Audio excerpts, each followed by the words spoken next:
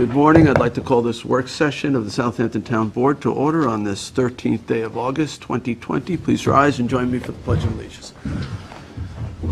I pledge allegiance to the flag of the United States of America and to the republic for which it stands, one nation, under God, indivisible, with liberty and justice for all. Please be seated. Our Deputy Town Clerk, Kim Otadi, is here. Kim, would you please call the roll? Certainly. Supervisor Schneiderman. Here. Councilwoman Lofsted. Here. Councilman Martell. Here. Councilman Bouvier. He has an excused absence from today's work session, and Councilman Schiavone will be here in about 5 minutes. So. Okay. Thank you. All right, so we have a quorum with the three of us, and we'll begin. Our first item of business has to do with Strong's Marina. There is a change of zone application, and Janice Shearer, our Town Planning and Development Administrator, is here. Michelangelo Lieberman, Town Environmental Planner, Kara Back from the Town Attorney's Office is here, and Charles R. Cuddy Esquire is representing the applicant, Strong's Marina. All right, so who's leading off? Janice, so you got to lead off? Sure. Thank you, Mr. Supervisor, board members. Thanks for having us. Today, we're just talking about a change of zone pre-application. We've submitted a summary report from my department related to the parcels known as 1810 North Sea Road, which has a current Strong's Marina on it, and then two adjacent parcels, 1784 North Sea Road and 1780 North Sea Road. These parcels are identified as 7614, 7615, and 7616 in the Suffolk County tax map. And basically, I'm going to let Mr. Cuddy speak for the applicant, but we've prepared a report to our understanding. The marina use is seeking to utilize the adjacent parcel that has an old house on it to renovate it for an office use. That parcel is not historically captured in the marina, so they cannot use it for anything other than a single-family dwelling at this point, unless they request a zoning change or a change of use through the Zoning Board of Appeals, which is not an avenue anybody really goes for because it's very difficult. Then there's another parcel toward the southerly end, and that parcel is really they've put some boat storage there. They know they're unauthorized to do that. That parcel would really almost serve as a buffer between the house and the house that exists, the residential use, and the house that they want to use as their marina office.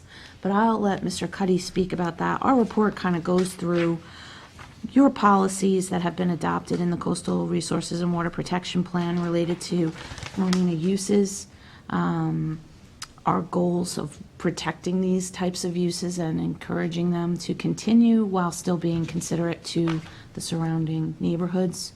We think Mr. Strong has done that and could tighten up on fixing that marina use to be more productive and more sensitive to its surroundings, but it would be best served as RWB as far as we agree that would be the best course of action in this context. How long have those two other parcels been used in conjunction with the marina use?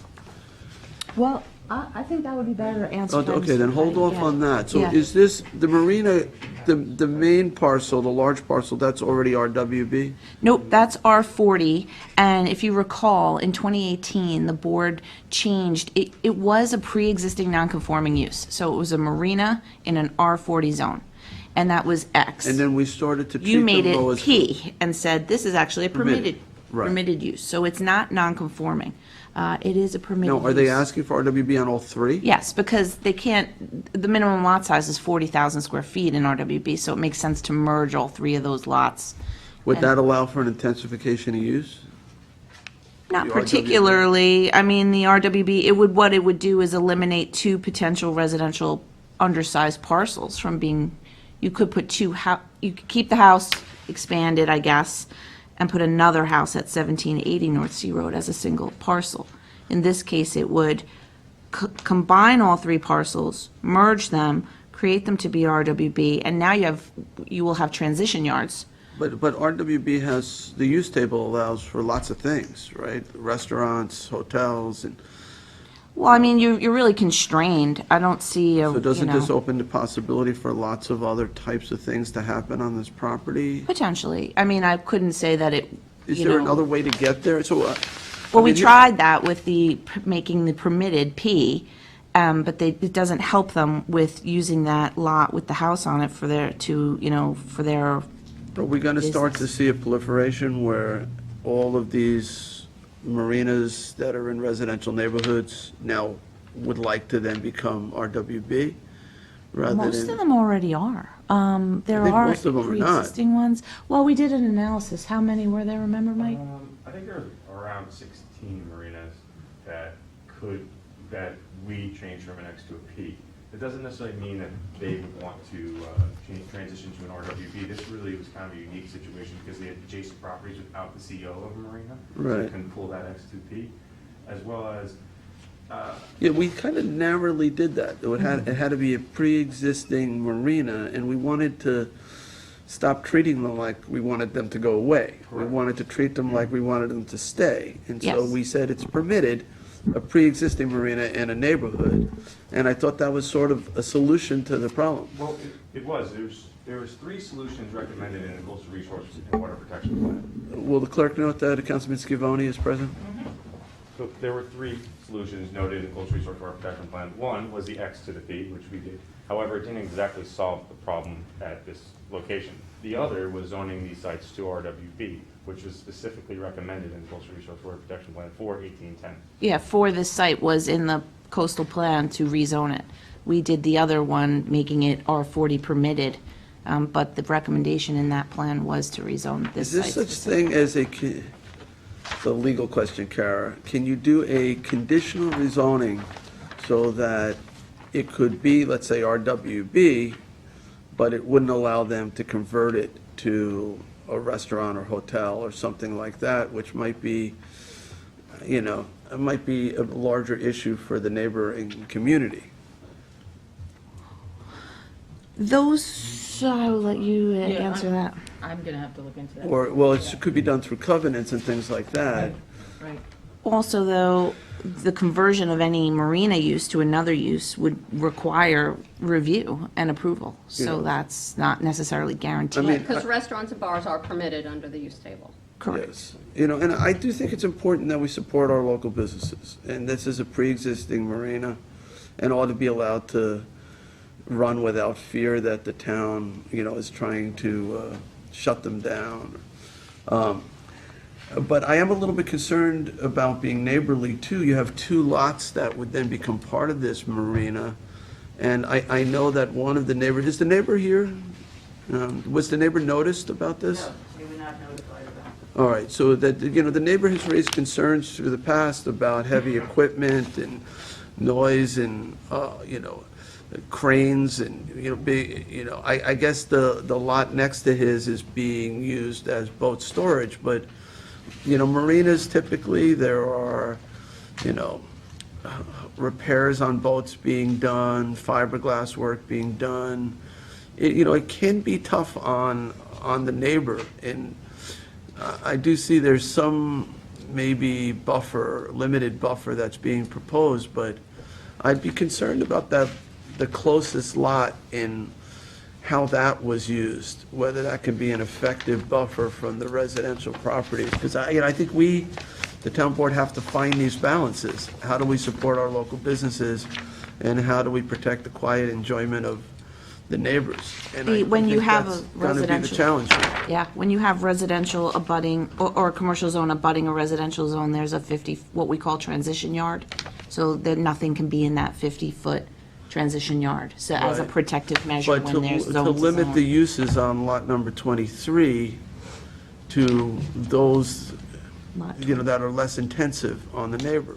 It doesn't sound like, I don't think boat storage is a problem. And maybe a treed buffer line or something like that would be a positive thing. Hold on now. So, maybe there is a way to address some of the concerns with the neighbors. In the 50-feet buffer, is that required to have plantings and screening? They would be required to have plantings and screenings, not at all 50 feet. The transition is that you can't have buildings or racks or anything in that 50 feet. So you may have they're proposing 10, we may say 20, or whatever, Right. you want, but you would know that in the 50, there's not, What can you have in that 50 feet? not much. And can I just, It still can be used as a boatyard, right? That's kind of. what, Yeah, sort of on the more northerly side would be where it would have to, and then you have 50, it's a very small lot. so. Yeah, because you wouldn't want like a 4-story Oh, boat no, rack no. to go up Yeah, next to the that would not neighbor, be you know. allowed. So on this big survey we have, on the southernmost piece that we're talking about with the 10-foot buffer and then a 50-foot, Transition, or Transition. 40 plus the 10. on here it says it's 52 feet wide. Is that the current width of that property on the road front? I'm pretty sure, yeah. So, So that lot So- effectively becomes like a buffer. right, and it actually comes into the next lot adjoining into it about 10 feet. No, it No. should, because it's 52 feet, Fine, I have it. including the 10-foot. Oh, okay. So it should be really just that one southerly lot. Well, no, so if the total current width of that lot is 52 feet on the road front there, and you have a 10-foot buffer plus a 10-foot planting buffer plus a 50-foot transition. No, you're plussing it, yeah, no, it's Oh, and 40 it's plus that. included. Yeah. All right, my mistake, got it. So it's But 10, still, and then you've got about 40 feet more where you couldn't put any type of structure. understood, so that whole southern lot is basically A buffer. a buffer. Well, yeah, except, I mean, along that property line, they could incorporate something with the one-story, marina office, they could kind of just push everything over. Can they do boat storage on that? Yes. Yeah, There's boat storage there now. right. Which I don't know how objectionable the boat storage is, but if you start doing fiberglass work Yeah. on those boats. I live across from a marina, so yeah. So you know what I'm Well, talking about. I think on the the main marina site is, and I would rather have them speak to it, their operation, but the stucco building and that is where they do those kinds of. So before they come up, though, what's in front of us today is whether we'll consider a Whether hearing. you'll consider it or not, Yeah, I'd like to yeah, consider it's. We'll your like to choice. consider, then you do a more full analysis of it, and is Right now, we. there a provision, if we get to that next step, of neighbor notification? Because there really should be a certified. Absolutely. Okay, all right. And this is, considered a public work session, all work sessions are public, but there would be obviously notification, public hearings. But that would all there inform was your no decision. certified mail notice to the neighbor about this? No, that Okay. wasn't required. Just the notice that went out about the work session, that it was on the agenda, I believe. Okay, all right. And we no want to specific note. include, and I know that neighbor is not happy or wanting to, and that's your balancing thing, is how to do both, how. can Right, you well, there may be coexist. concerns about spot zoning and things like that here, too. Well, this so- is not, because this is actually the underpinnings in a comprehensive plan document indicate that this is a good idea. So it's not necessarily. Well, and this is an area where there's other commercial marinas. We own one, I Yes, believe. right in Conscience Point. So- We're not asking them to intensify their use or trying to, or guarantee, we're just trying to support the Support the use and use. allow them to use that And what was- one-story building that they And want. what was the issue again with the allowing the marina as a permitted use in the zone? Those two additional parcels Won't help them. won't Because be they- able to be used in that way. So they they're want to residential. kind of be able to. Why can't use- they be used if we Because determine? they don't have, they're not previously existing permitted marina uses. There are 20, right? There are. But they've been in marina use. No. They haven't. Well, they They're would storing like to boats say on they them. have, although when they submitted affidavits, et cetera, the chief building inspector at the time did not Agree. agree.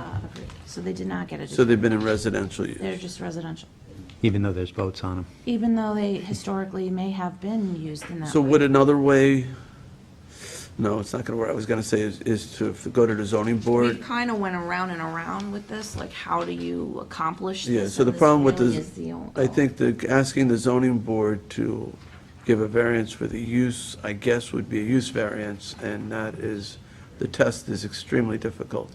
You'd have to show that there's no other viable use here, and residential use clearly would be viable use, so. And I know that the zoning board doesn't like to move a property out of a conforming use to a non-conforming use. Right. The test is very difficult on use variances. All right. I have a couple of questions. Okay, Is there a buffer on the north side, a 50-foot buffer that currently There- exists, or is? Not currently, but that. But again- there's a marina that abuts this property, right? Or part No, of? it's residential. No, it's residential to the. Okay. Is it? thought the town marina was, They would be constrained then on both sides by transition yards by doing this. okay. I see a However, drain, they would be able to then, put in on the main parcel, boat rack storage and things to condense those boats so they could accommodate the buffers. But the main lot does have a pre-existing CO for the marina Correct, use, right? absolutely. So that's a legal. It's not really an issue on the Use, yeah. main lot, but you can't just rezone two undersized parcels to RWB. It wouldn't make any sense, then they'd have to go get variances for lot size. The alternative is keep this R40 and Right. just rezone these two tiny ones RWB, but now you're rezoning into a nonconformity because they Are there don't meet any- the minimum lot size. Are there any So other, then they still would have to go to the zoning board of appeals, which is an option if you're worrying about this as a bigger thing, but it's is still this, kind of is fun. RWB the only zoning category that allows marinas? Yes. We don't have a marina or waterfront commercial? Okay. Tommy John, We have I don't think you were done, waterfront so. business yeah, complex. are they considering joining the lots to make them Yes, one large absolutely. lot? That's, okay. It would Didn't all read be that. merged. All right, very good. And the drainage structure that's underneath from the road, is that an easement that we have? And would that, I'm assuming that that would remain? And- It exists, so I'm thinking that it probably, There is an easement. It's just there? Highway department there, it's there, it's the highway department put it in, back probably 50 years ago. We have no, ideally, Okay. drainage should be put in the front because the trustees are trying to get away from having pipes like that. But if an easement was desired, we'd be happy to provide an easement. All right. Okay. That's just- Any other questions, Tommy John? No, back in the day when they did these things on a handshake, I suppose. So, any other questions before we bring the applicant up? I'd like to hear what they have to say, and then I may have some more questions. Dennis, just one question. Does the RWB increase the amount of fuel storage or anything like that that they can have on the property? It doesn't, it's the same difference if they could do, that they would be able to do now versus later. They could do it now on this permitted parcel. So the added square footage doesn't add to the capacity? Really, it's only about like maybe 9,000 square feet of area. It's very small. It really just allows them to use that building as an office. Is that the entire purpose here, is they just want to use that residential, possibly residential building as an office? And they want to continue to do boat storage on the other lot that they own, number 23? That's basically what they're seeking to do. So I think that it's valid, though, for the board to look at this and see what the unintended consequences could be if, let's say, they sell the property to somebody else. Now they go there and they want to do a hotel, bar, restaurant type of development here. It's allowable under the code unless somehow in this process, we put some restrictions that don't allow that type of development, so. We don't, All right, so identify yourself for our records, and we'll give you the floor. I represent Strong's, and Jeff Strong is here. He's the principal. And What's your name? my name is Charles Cuddy. Charles. This is Jeff Strong. He's the Yes. principal of Strong's. And so together, hopefully, we can answer Yeah. many of your questions. Okay, you can't, it's your choice if you want to wear the mask, as long as you're away from, Well, if you you're don't 6 mind. feet away from everybody. I have a shallow voice, so it's probably better if I don't wear it. It's but- easier to hear you without it, but certainly it's up to you. That's fine. I think, just to start off, we've discussed many of the issues that you spoke about. We don't have a problem covenanting on those lots, that the use would be limited. We certainly, on the lot, the southerly lot, which is lot number 6, that lot, we understand, has a 10-foot buffer. We understand also that the 50-foot transition area would limit us to what we would use. And so what the use that we would propose there is just a storage use. We don't want to have buildings there. We don't have a problem covenanting that we will not have any buildings on that site. What about repair work? No, we don't want to do repair work, that we want to store boats. That's And all we want to do. when you say store, can you limit it to ground level storage, not racks? I would think so, yes. We don't, again, we have discussed what you are concerned about, and we recognize that that could be a problem. So we don't have a problem covenanting that there's no buildings there, that we will have no racks there. What about vegetative screening along that property? And we're going to put vegetative screening there. So we understand the concern that you have, and we had talked about it because we recognize we don't want to have a restaurant, we don't want to have a bar, we just want to use it as a marina. Now, this total marina is not large, and for us to have the building that's on lot number 5 as an office is important because it allows us to use some of the other building that's there for repair work. Right now, we're pretty stymied because it's a small place. So it's our expectation that we would merge all of these together. We would have one zone, we wouldn't have a split zone.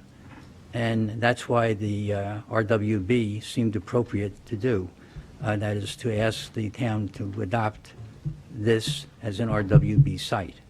And I think with the covenants that we could limit the concerns that you have, and I think that it would work for everybody. And I think Jeff would like to speak just to let you know the things that have gone through his mind as far as the economic viability, and also to show you that the lots we're talking about over time had been used as part of the marina, and we have some documents to show you. Can I just ask you a question? So what's the total acreage here? Is it, It's it's an acre plus, it's an acre, that includes all 3 properties? yes. And it's in a 1 acre zoning, so let's say down the road, 50 years from now, whatever it is, the marina business isn't viable anymore. You've covenanted now that you can't do anything but what you're currently doing. You're coming back now. I guess it would be, a residential use. You'd only get 1 house under the current zoning, whereas right now you potentially get 3 homes because you have 3 lots. Is that a risk you're obviously willing to Take that. I don't imagine that someone would like to see on a lot that's under 5,000 square feet, a house, and we could now have 2 houses. You could have 2, I guess, right? Yes. The other lot's undersized, Yes, so it might be tough to build a house there. yes, they're both a little less than 5,000 square feet. I can tell you right now, my main concern is a nightclub. And when if Yeah. somebody sells and, 2 owners down the road, they put up a structure with a nightclub and all this parking here, and then the neighborhood is something entirely different than it is today. Well, Yeah, so, in perpetuity, we can't talk about too much because we don't know what's I going to understand. happen years from now. But we certainly can covenant that our intentions, and our intentions are to use the small lot, the one that's number 6, on a very limited basis for storage. We want to use number 5, which has the house on it, as an office, and we don't want to use them for any other purpose than that. We want to have boat storage, we want to be able to keep the marina a viable operation, and that's why. so you'd be willing to forego any of the other uses allowable in the zone? Yes. All right. I think, Jeff, you wanted to talk, and if there's somebody who is here representing neighbors, I'd love to hear that, too, so. Sure. Hi, Jeff Strong, president of Strong's Marine, our family business for 75 years. So just a little recap, we're in the marina business. That's what we do. Totally get, we live in the neighborhood here. We live in the neighborhood all around Long Island, around our marinas. So we feel like we're pretty sensitive neighbors. The parcel is very small, for sure. And so to continue it as a marina and be economically viable, that's why we bought those 2 lots in the first place. We knew when we bought them that they had been used for boat storage. We did also know that they were zoned R, whatever it is. We do have letters, if you'd like to see them, I'm not sure if they're part of your package, that the house, the small house that's there, and that lot where there's dockage in front of it, that historically, and we have 2 letters from people who've been in Southampton for over 75 years, that lot and that house were originally owned by the Knapp family, and then a family previous to that, and a doctor, that was used as a marina building, and the dockage was there on that lot. When we shared all that through Janice with the building inspector acknowledged that, but wasn't comfortable kind of putting his chops on the line, I guess, saying for sure, that it was there. But he acknowledged that those letters were from valid Southampton people who've been around for 75 years, and that use of that lot was in fact buy the marina, but he wasn't comfortable himself kind of putting his chops on the line. The adjacent lot to the neighbor, which again, we're sensitive to, we have no desire to, do fiberglass work or do, all that kind of stuff will be kept on what's currently the marina part, if you will. We simply want to be able to have that area adds capacity for about maybe 25 boats. We're not talking, this is a very small area here, so we just simply want to be able to legally have storage, ground level storage, single level, no racks, no buildings, on that closest lot next to the neighbor. That's why we put in the That 10-foot screening. 10-foot buffer, yeah. Yeah, 10-foot screening, which will, be high, we have no problem putting. Jeff, can I ask you about, first of all, do you sell gas at this marina? We do not. You No. do not. I mean, that would be like another concern I would have, is that the water side of those two lots, particularly the one closest to the neighbors, that there'd be, you're not looking to increase your dockage, more just, add more slips in front of that, because you have some fairly decent-sized boats there. And you're not looking, like, that would be terrible if you put a fuel station right next to the neighbor. We have, as Mr. Cuddy said, we have no problem having covenants. We don't even necessarily need the LWRP. We're fine if it were able to be the, our whatever Right, it is, I- with the covenants, but it sounds like that's not logistically a Right. good way to go from the town's perspective. So we're not looking to add those other So you'd be intensifications. willing to covenant, protecting that lot in a fairly restrictive way, In a very restrictive way. Yeah. So that, so that basically the existing uses would continue throughout. Yeah. But, I mean, you might need to expand some, you might need to change the marina in some ways through the years as times change. But I wouldn't want you to not be able to do that if you needed to, make ice for the boats or something. And Right, so it would be our desire for I'll call it the marina portion now, and the first lot, that has the building, that, again, we believe we have letters that do make it quite clear that that was always owned by previous marina owners, that would be allowed within what the zoning allows, but that the lot. Well, I'd even want to, even on that main lot, want to restrict things like the nightclub uses, the restaurant uses, and things like that. We're fine with that, yes. But marina types of uses. Correct. And things that are necessary to run a marina. Correct. But these, I would not want to see like a fuel station at either of those other two lots that were residential. We're fine with that, You already have slips in front of one of them. correct. But I wouldn't want to see the slips extended in front of that last one. We're also fine with that. Okay. Are you planning on having a snack bar, bait shop, sandworms, No, Okay. Well, you probably do sell You some may- stuff for the boats, right? Most marinas but have that. not things like what Councilman said, Not prepared, like not restaurant type of food. No. But potato chips and things like that. we don't currently. A lot of places do. So, again, I think we'd like to be able to retain that type of ability on what I'll say is the marina I think part. if it's clearly adjunct to the marina use Yeah. and typical of a marina, if it occurs on that main property, I don't have a problem with that. Okay, But these two currently residential properties have to have additional restrictions, particularly the one closest to the neighbor. Yep. And I think we can work, and this is preliminary. we understand, So, we understand. yeah, We appreciate I'm the subject opportunity to, to I'm talk it qualifying through. my opinion. Yep, I'm yep, yep, subject we to change appreciate my, the opportunity to talk it through, yeah, yeah. my feelings on this as it progresses, but, the more protections we can build on, the most protections on the furthest south lot. Yep, And then maybe a little less on the next one. Yep. And then the last one, the big piece, typical marina uses, but not the other things in the RWB zone. we are totally good with everything that you just outlined. Okay. Yep, yep. We don't have any, like, there's no hidden agenda here, we've been doing it for 75 years. We also are sensitive to the fact that, I can't see us selling it, but we're sensitive to the fact to make sure that while we might maintain good stewardship, that you've got to have the right covenants in place so that if we were to sell it, somebody else couldn't do something inappropriate. No, I'm very familiar, I'm in the commercial business, not in marina business, Yeah. but in the hotel business out in Montauk. And it's very difficult when a house next door comes in and doesn't like the hotel use, even though it's been there forever and legally existing, and it just makes it very hard to operate. Right. So, and I've seen this in other places where, you know, houses get built next to commercial docks and marinas, and they don't like the sounds, they don't like the smell of the fish, and then there's all this pressure. Yep. I think we have an obligation to protect our businesses as well. People need to understand when you buy a house next to an airport or next to a train station or next to a marina, that there's going to be some impacts. Yep.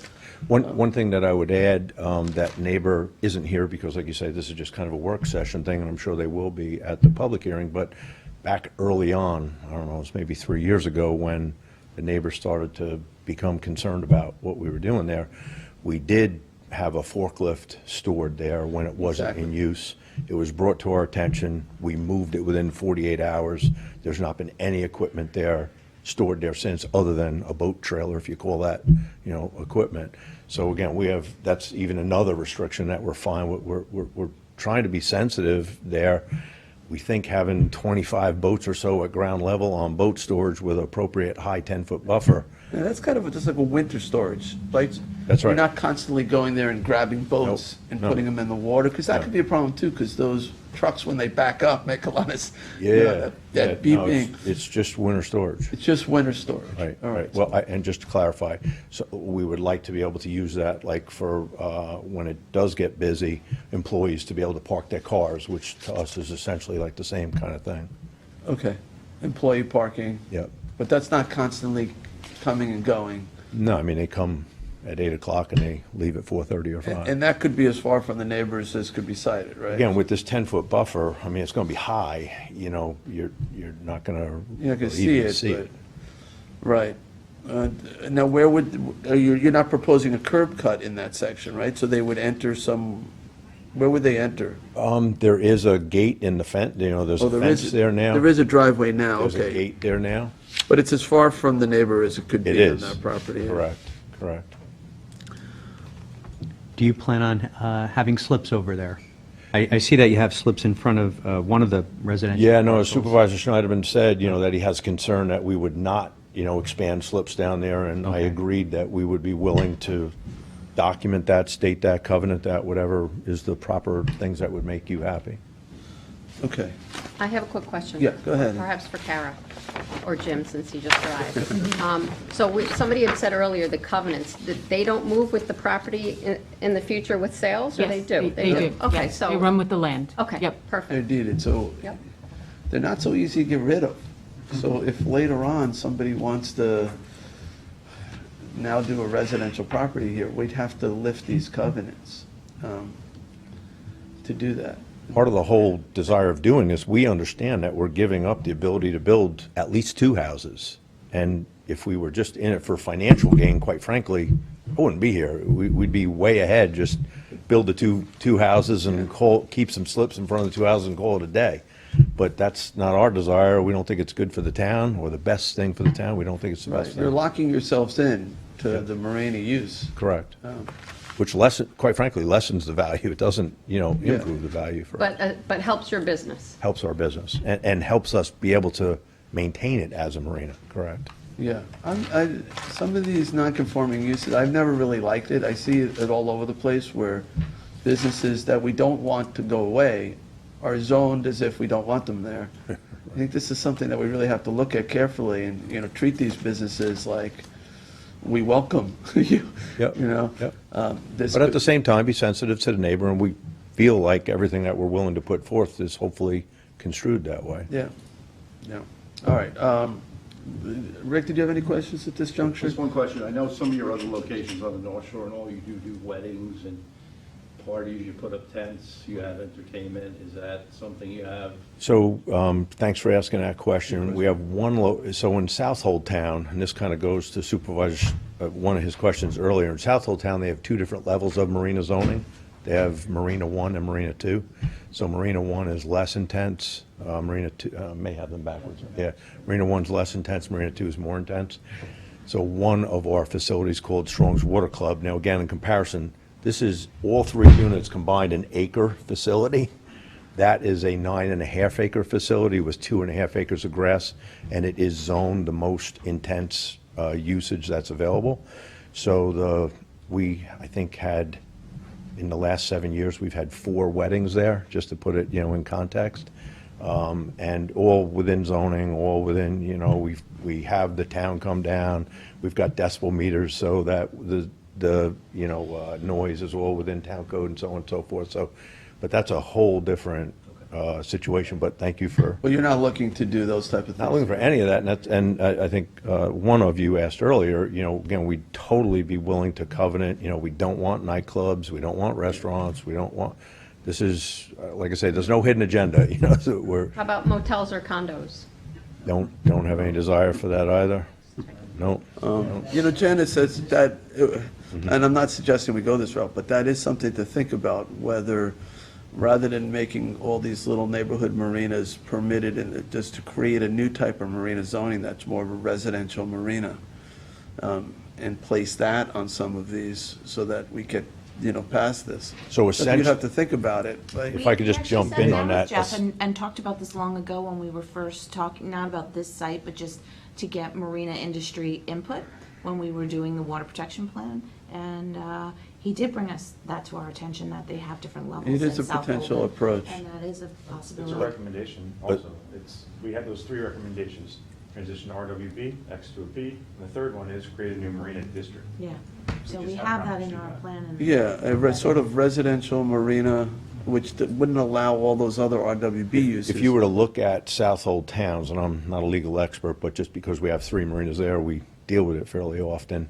The main differences between M1 and M2, if you take, I think what Southampton town is it Marina and Boatyard right now? Yes.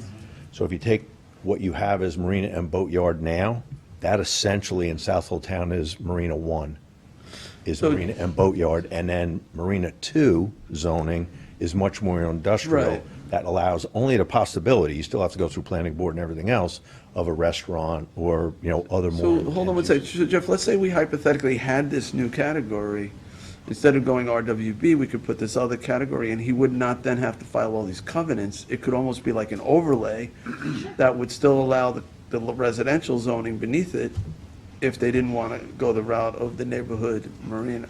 Absolutely, and if that's your preference, we can do something. That- It's just a matter of then that's sort of available, we have to do some more analysis of where that would be landed and that kind of. Other locations and how it would impact. Well, we'd petition the board for landing it at a particular site. Absolutely, like our other floating zones. It would be a floating It would zone, be a so it would floating leave zone. the underlying zoning, but it would be a floating zone that we could land on it. I mean, it's a thought. It simplifies things in a way.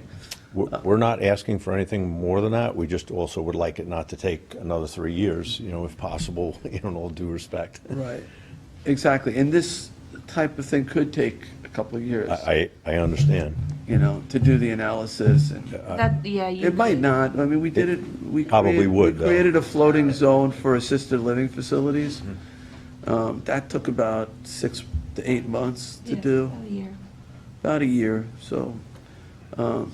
We could, come up with some standards and come back at a different, not this type of work session, just a different work session to run parallel. Yeah, I mean, this Maybe this would- sort of solves the problem due the rezoning with all the restrictions, all the covenants. Yep. The other way actually might be better for you, honestly. It might be better because you wouldn't have all these covenants that you filed. The end result's the same, though, honestly, from a It is, when we go but to for your resell it- grandkids, it might be different. Like, if they suddenly don't want to be in the marina business and they want to do the houses, they're sort of stuck. Whereas this other way, they could, they could make it a home. We could talk about it. I don't want to go too far afield. You've Yep. made a request here to rezone it. Yep.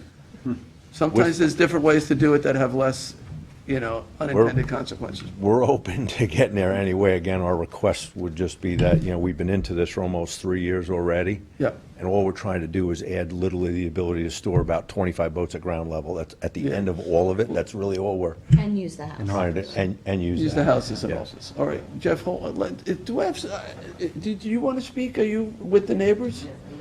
All right, yeah, Jeff, if you'd be seated.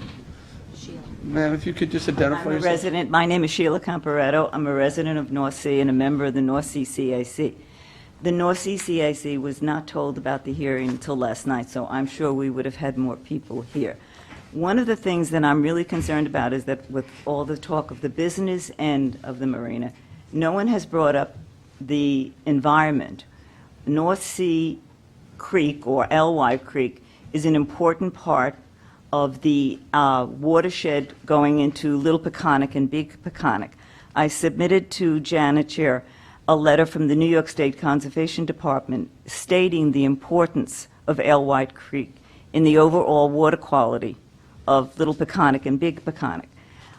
When I moved to North Sea, the little cottage to the south of the marina was a private home. It may have been allowed to rent boat dock space or small boat space, but to my knowledge, that was not a 75-year part of the marina. The marina does cite several problems. The front of the office building does not have a very deep setback for parking. When cars back up into North Sea Road, there are traffic problems at times. It was particularly evident when they were redoing the front of the building this past winter, going north on North Sea Road. Occasionally, trucks would back into traffic. Another aspect is that across the street from the building is one of the most pristine historical homes in Southampton. There's a home that goes back to 1820.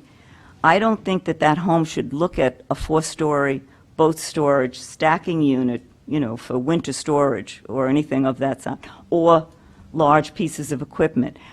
I think that our supervisor brought up the point of the future by changing the zoning to a possibility of a motel, a restaurant, a bar, a resort of any kind.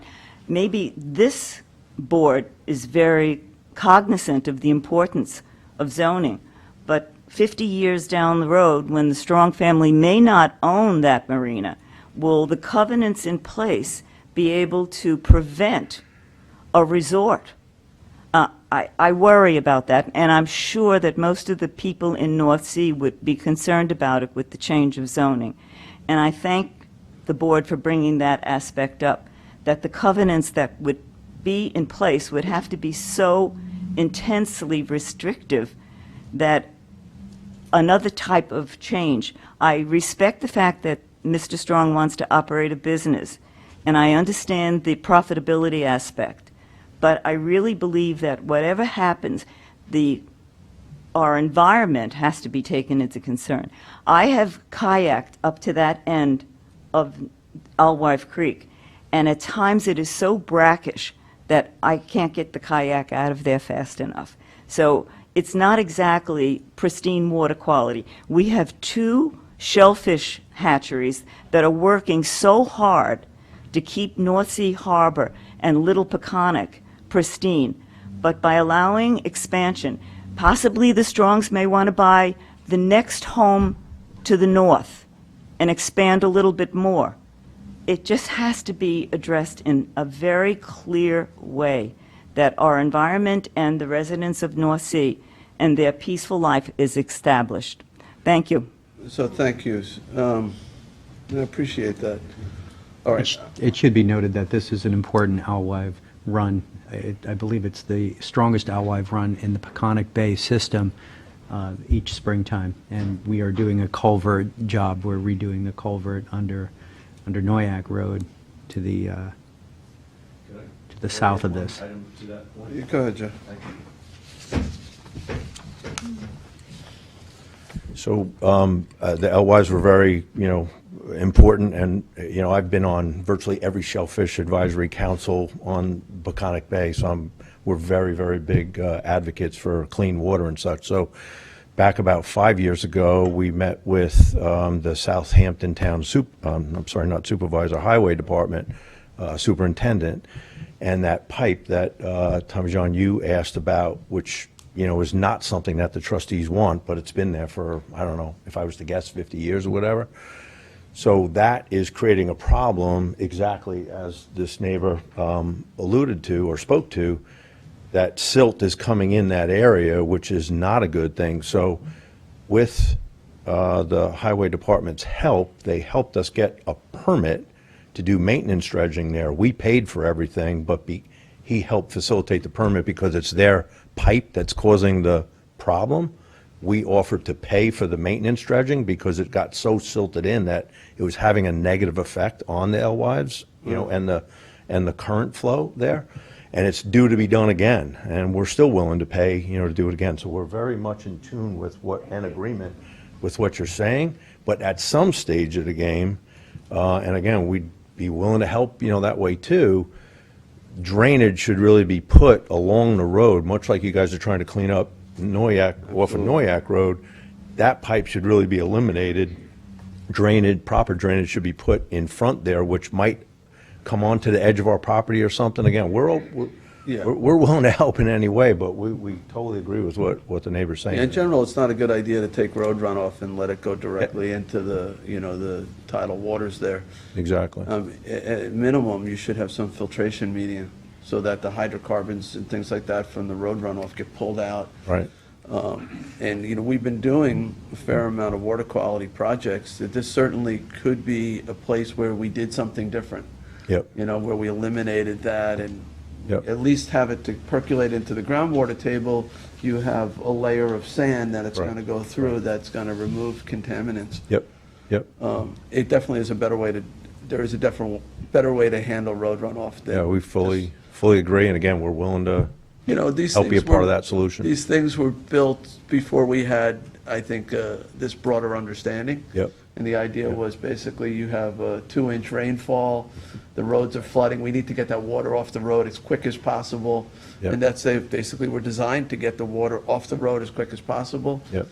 Dump it into the bay or harbor, and Yep. now we know better, Right. but we're left with Yeah, that was a long time ago. the infrastructure. That was a cheap, easy way to do it. Right. And we have them all over the place. Yep. But now we're trying to figure out how we Clean 'em up. can do it differently, Yep. design it differently. It's more expensive and more maintenance. Yep. But Yep. Is it fair to say that your business model depends on a healthy Peconic Bay system? Critical, which is why, quite frankly, for at least 30 years, I've been so involved in all these boards, because Yeah. we don't have clean water, we don't have customers having a desire to be boating. Yeah. And you acknowledge that the creeks, these freshwater creeks are critical to the Peconic Bay system? Yeah, because I mean, absolutely, I mean, that's where the feeder starts, and, little fish Yeah. get eaten by big fish and so on and so forth, so yeah, we Boating very isn't much as in tune popular with when that. there's no fish to catch, right? No, that's right. Kind of the right. point, right? Yeah. Exactly. Yep. Yeah. So, all right. We did, Janice, did you have a chance to hand out those letters? So there are 2 letters there that we were referencing earlier from the neighbors that speak to their recollection and kind of documentation that small house and the dockage in front of that has been used for years and years and years, again, as the neighbor referenced, way before us. And so I do think there's a way to do this clearly that would address what I believe will be the neighbor's concern about commercial uses right next up against their property and potential expansion of commercial. I think there is. The lawyers will come up with some documents. I don't know that that's the best approach. I think actually creating a new marina type of zoning for neighborhoods that had it built into the structure of that zoning may be a better way. At least we could maybe have Janice explore that a little bit. But I'm willing to move this to the next level so that we can, allow the neighbors to, fully weigh in on this. And Yep. maybe we could put together some sort of document as to what all those conditions would be so that we could see. It's because, we mentioned quite a bit, and Yep. we don't want, fiberglass work going on. We don't want the short-term storage of boats constantly moving in and out as people pull them out of the water for whatever reason. We don't want a fueling station. We don't want slips in front of, we don't want racks. I mean, there's a lot of things we talk about. That's probably only half the list. Yep. We don't want nightclubs, restaurants, So the good part is, we're saying yes, to all of that. Convenience- So it's convenience not like you're stores. desiring one thing and we're No, I desiring get something that. different. But I think the neighbor didn't, how that piece, how that instrument gets written. And Critical. And if we miss, if there's loopholes and we miss things, and, I think those are valid concerns. Listen, I So- think between the neighbors, this town board, and our desire to do that, I think we've got some intelligent people, including, the feedback from everybody. I mean, this is not rocket science. No, it can be done, but, I appreciate you, wanting to work with the board and with the neighbors so that, We want the right outcome. everybody, so there's some sort of consensus that develops, because I don't think the neighbors are trying to put you out of business here. No, no, They don't not want at you to all. go away. No, no. I think they're concerned.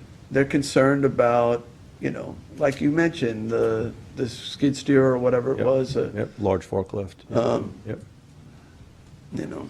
So would we take the initiative, working with Janice, to take a first cut at that list? What could we do to best help?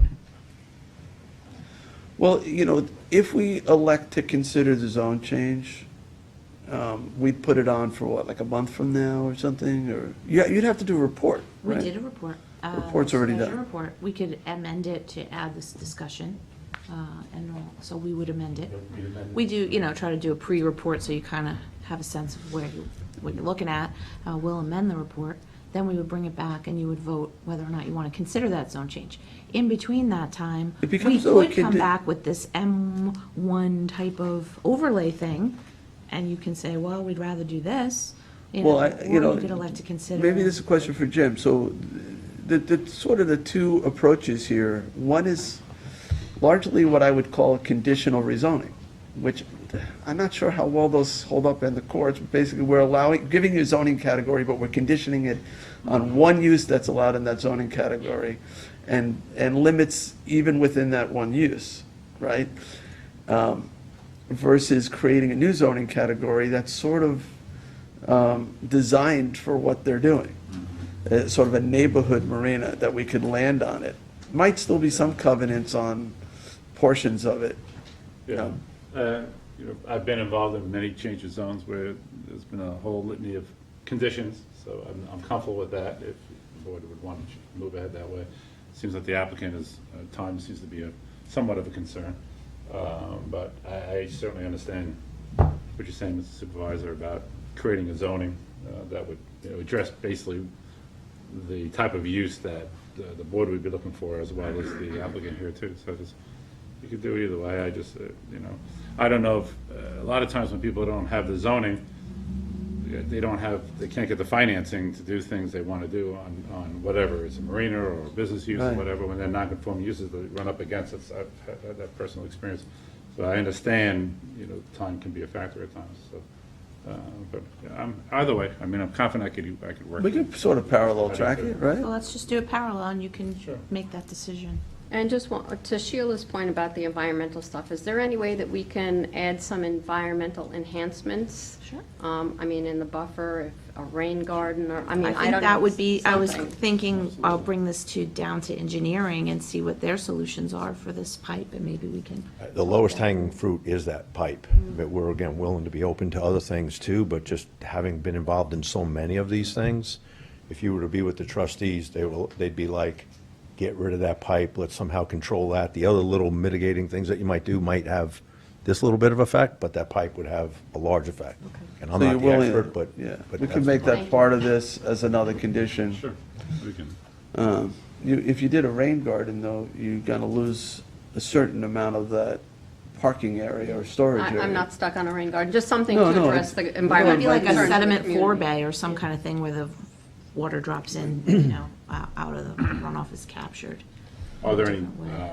new uses proposed? Is it going to be a situation where you're going to the planning board or not? No. Oh, they would have to come to the planning board if there's, like parking, employee parking or stuff like that, so yeah. The planning board wants to see Well, all you're those gonna things, remove boat all- rack, storage, and all those things come into play as part of the site plan. Now, the lot lines, is it all single ownership? All three lots? Yes, yes. So will they merge as a matter of zoning, or they have to do a No, lot that line would be- modification? a condition of your approval. We can merge them. Yeah. Okay, so they don't merge as a matter of zoning, but you'd be willing to remove them, so they'd have to go through that process too, the lot line modification? It's not even a lot line modification at that point. It merges when they put them in the same ownership. And, Make one deed. yeah, one deed in the same ownership. And the lots become no longer separate. They merge if they're in the same ownership, if they're undersized lots, right? But if they're not undersized, they don't merge. Correct. But this would be a condition of zone change, and they're agreeing to merge the lots in the deed, and then refile a new parcel. Okay, all right. Sounds like we should build 2 houses. We'd have one tax. You'd end up with one tax lot. for it. Exactly. It all We'd have to becomes work with one the tax assessor's lot. office. Right, become one tax lot. That's an important point. I think 2 houses would be a more intensive use on the creek than what you're proposing with an office use and a employee parking. Yep. Well, no, one house would be here, it'd be one house on these two. and I think he's referring to Lot 23 and Lot 24 to put 2 houses on, potentially put 2 houses, a house on each. I don't think so. Again, that's That's not what our we could do desire right of now, being, say there was That's someone right. else It's each small to owning build a this, they house. each have a right to a house, even though they're. wherever the houses might be, again, End up being at somewhat zoning board. facetious, is just, that's not our desire, so we don't have to, spend a So lot of then energy on it. technically, the whole thing could be 3 houses then? 1, 2, 3, Honestly, the whole thing would end up being one house in the end. in the end. And, but Once yes, it's right merged. now, But no, but because right you've now- got 2 single and separate lots. Well, we three, wouldn't one, two, merge it three. then. If we were going that route, we wouldn't merge it. I mean, Right. Right. we may be slow, but we're not stupid. Right now, they have potential rights for 3. Potential rights for 3 homes, but they could probably make 3 even-sized lots. Yeah. Right, Right. which would probably be more profitable than the marina. No doubt, Yeah. no doubt. We're really trying to encourage the marina to stay. Yeah, we don't want to lose the marina use. It's, it's not the easiest business. All right, any other questions on this? All right, so Janice, here's, I think, what we need you to do. Well, I have to, let me just poll the board real quick. Do we have to do a formal resolution to consider? Yes. All right, I'll support the considering the zone change. I have to say that I think it's more elegant or cleaner to go the other route, and could be useful in the future for lots of other of these, to say we're creating a second marina type of zoning, and we'll put it on this parcel, and then you don't have to do all these covenants, so that 30 years from now, if you wanted to do homes, you could potentially do that, because it still would be underlying zoning. However, I'm willing to progress this as well. So what I'd like to see then is a resolution electing to consider, but at the same, and we're gonna, I'd only consider it with the covenants that we talked about. We So, agree. and there's lots of covenants, so we need We to understand. really, Yeah. sounds like there's about 20 different conditions attached to this thing. So, but I would like the planning division or department to also kind of flush out this idea of creating a new marina zone that didn't have the restaurants and and the convenience stores or whatever it is that's in that. RWB is one of the most commercial zones we have. It allows all kinds of things. So I think that would be a good, at least intellectual exercise, and then we could decide, Which paths? it might be better for you, I don't know. So, but it sounds like you'd like to do whatever's fastest.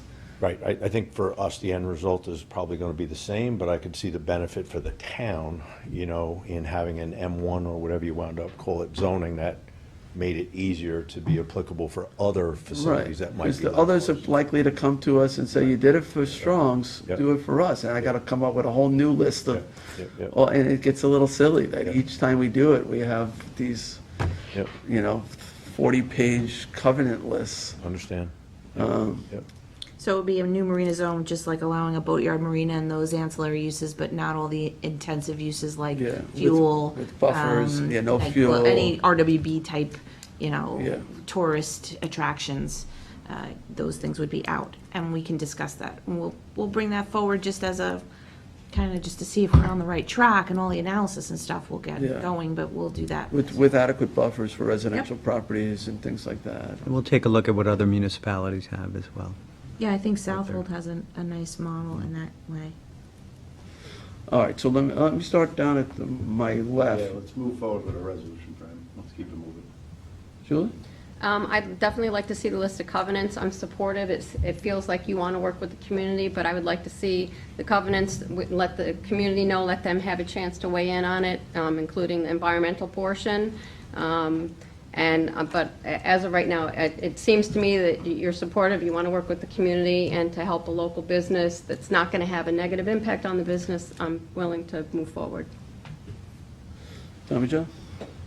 I like the idea of dual tracking this and taking a look at some new code revisions, because this is not the only location in the town that is going to be experiencing this. I want to thank Sheila for being here today, and Jeff, your openness with your plans on this property. So I certainly support moving this forward and noticing the neighbors and having a robust conversation in this Yeah. location. Yeah, I think it's that it really deserves. important that this guy is part of the conversation. Hopefully at the next meeting, he or his agent, because he seems like he's the most affected by what happens here, so. Yep, yep. I think it's Yeah. important that we get to hear his side of it, Of course. and, Of course. So anything that we could do to help get that potential covenant list to the neighbors in advance of that meeting? Because when we've gone through many other things with this, not getting down I agree with necessarily, you. a lot of times neighbors' concerns, which are all very valid, get kind of blown out of proportion because they don't really understand what's Right.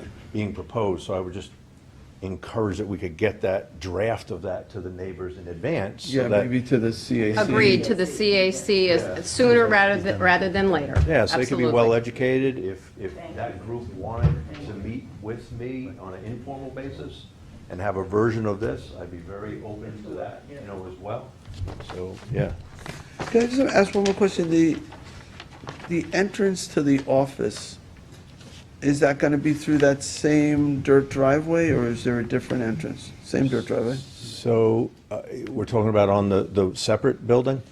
Yeah, the house The house. building that's going to become an office, just, I Yeah, so- assume that's going to have a fair amount of people coming and going. Our intent, probably not. See, our intention is to keep again, the marina part that exists right now is the marina, that building. That's where our main office is. Oh, main office is in this Or one-story there. stucco? Okay. So that would all remain that same way. This would be like an ancillary office where maybe the general manager wants to work out of that office, kind of out of the. So it's more of a back office, so, It's more of a back office. yeah, so I wouldn't want that to be like the reception area, unless it's accessed from here, not here, but if it's accessed from off that dirt driveway, I think. No, we, again, happy to, how we access it now, to the limited amount that we use it, is from the main office. We just walk next door. Right, I see there's like a stockade fence between the Correct. two right now, so. Correct. And the But- desire would be to keep that access. All right, so that's, same. so it's be a limited, more administrative office rather than public, right? Space. I can't say you'd never have a customer in there. I wouldn't want to be restricted to that, but certainly our main offices would remain in the building that Okay. exists. All right, I think we can add that to the conversation as, in terms of the intensity of that use. I don't have a problem with customers coming in. I might have an issue, though, if their customers are accessing it through that dirt driveway next to that residential That we property. have no issue with. So if you could have your main parking, We want to keep the customers, on the main property side right, of things. and if they right? walk through to get to there, that's not an issue. Correct. That's a And pedestrian Again, type. to the neighbor's point, the reason why we mentioned that at some times employees may park some cars on the other parcel is partly to, her point about making it less intense backing off into the road. I think that's okay, that's fine. And the planning board is going to be reviewing curb cuts if this does become one parcel. Right? They would require a new site plan, and all of these things would be, I'm assuming, taking into consideration then. Yeah, I'd want to keep that curb cut as far from the neighbor. Right now it is. Correct. And it turns out that their curb cut is as close to you as it could get. So, yeah, I wouldn't want them Yeah, to be they've too actually close got an together. abandoned vehicle parked right on that line, but that's a different conversation. Yeah. So, all right, so it sounds like we're all on the same page. And Janice, you know what to do, right? You have any other questions for the board, Janice? No, There's a thank you, appreciate it. direction? All right, Jeff, thank you. Thank you very much. Appreciate your time. Sheila, Charles, thank you, everybody. Thank you.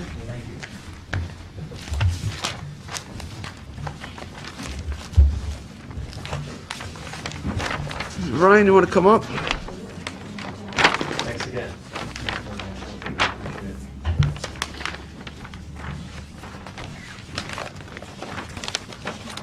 All right.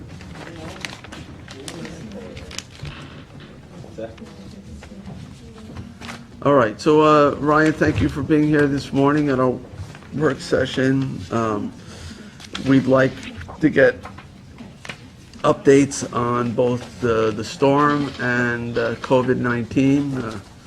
I guess there's currently two different emergency orders in place.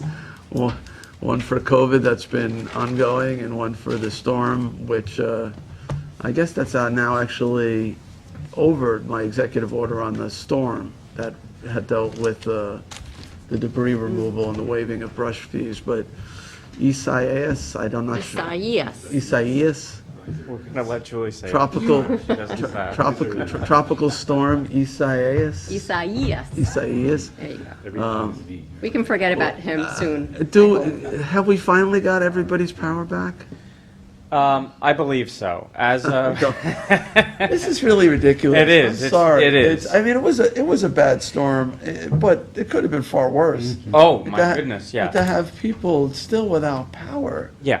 is embarrassing. So from PSCG, as of this morning, the number that I got was a total of 9 customers out in the town of Southampton. To be completely honest, though, I have no idea. That's just a running list that they've got going. We could have had 9 customers out from, a car into a tree pole in the town of Southampton. It could be inaccurately captured in their daily outage numbers for the town. As of last night, they had reported to me that by 10 p.m., or yesterday afternoon, there were about 60 or 66 people still out. They reported that by 10 p.m., the majority of that would be on, and just after midnight, the last of it would be done. So the 9 customers out this morning, I don't know. I'm hoping You're saying that it it was a might not be standalone incident that had occurred between last night and this morning, and not attributed to the storm. Could you find out for us? I'm going to It's- chase it down. It's much too long. Yeah, it was it was Why? an intense storm that came through, but it was a very short duration storm. We didn't have any of the rain to go with it, thank goodness, because otherwise we would have probably seen more tree tipping. We didn't have any of the flooding really to go with it, thank goodness again. Well, so It was a what- wind event, What really. happened? I mean, both Verizon and Altice and the power. It's interesting because some people have no cable. That's no cable if that's their phone and their internet. For some people, it's worse than having no electricity. They can't get news. They can't, they can't get online. They can't check email. But what happened? Do we know?